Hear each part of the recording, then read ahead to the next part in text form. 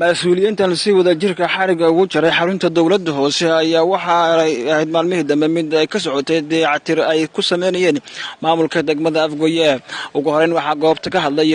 gudoomiye ku-xigeenka dhaqaalaha degmada Afgooye Maxamed Nuur Gabow iyo xogayaha guud degmada Afgooye Mudane Cumar Muuse Faray. burburkii adiga 20 sano 30 sano dowladda jirtay burburkii ka dhacay ilaa ay hadda burbur sanad oo dib loo dayactiray ayagoo dariiskooda iyo nidaamkooda iyo shuruucdii dowladnimo ilaalinaya ayagana habeen walba took waardi u qabanay habeen walba suuqyada kamid ah ciidankoodii ama kaab marqaatiyaashoodii iyo ciidankooda ay waardi meeshan ka hayeen inta dhismaha uu ka dhamaanay hool adag ay soo mareen iyo hadii la kureey bostoolada oo dhabar adeega waay aad inuu mahadsiin gudoomiye waa dadka dayactirka ama saldhiga wixii lagu dayactiray dadka soo shaqeeyay amba hadii la kureey dawladda hoose wixii lagu dayactiray dadka soo shaqeeyay oo idoo bambo lagu tuurayo oo bostoolad lagu dilayo soo shaqeeyo soo dhabar adeega waay marka gudoomiye ku soo dhawow waxaan aad ugu faraxsanahay inaan nagala qayb gasho furitaanka xarunta dawladda hoose ee degmada Afgooye. waxaan awalba ka shaqeeynay adiga ayaa nagu dhiirigeliyay inaan dayactir ku sameeyno xarumaha dawladda sida saldhigoo kale xaruntaanoo kale jidadkoo kale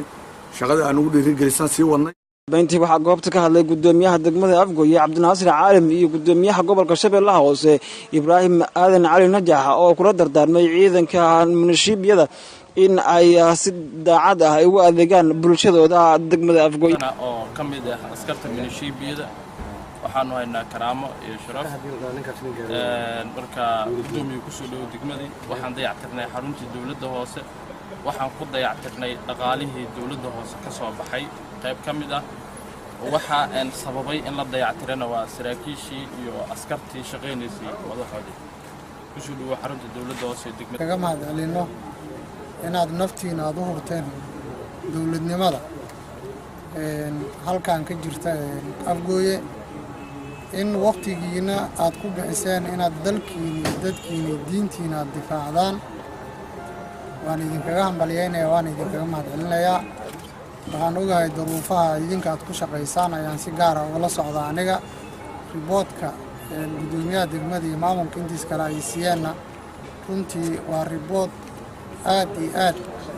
u baahan in inta laga fariisto abaalmarino la taaban karo la idinku guddoonsiiyo.